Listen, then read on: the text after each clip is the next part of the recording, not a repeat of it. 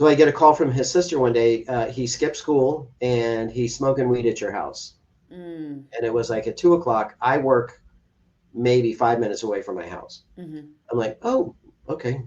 I hung up the phone, got in the car, pulled up to the house. He had a friend over, and he goes, "Hey, Dad." He's calling me Dad at that point. And he's like, "Hey, Dad, what's going on?" I said, "Hey, could you ask your friend to leave?" He's like, "Okay." Asks his friend to leave. I go into his room. I take his suitcase out. I had bought him a suitcase because I refused to have uh, uh, him, living out of a plastic bag, which is how he came into the house.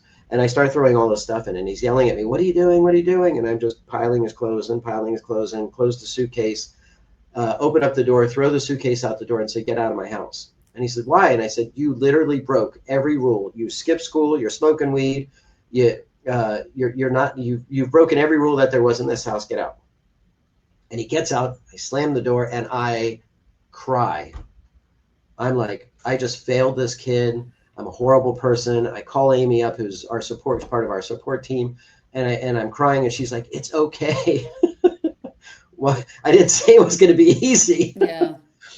He's Yeah. going to be back in 2 hours, I promise. And 2 hours later, I hear a knock on the door. I open it up, and I'll never forget when he left.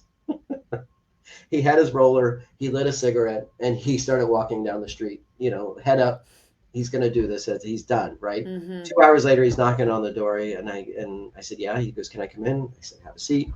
Sits down, and he said, "You said you would never throw me out of this house." I said, "As long as you follow the rules. Mm-hmm. I own this home. This is your home, but that doesn't mean that you get free range.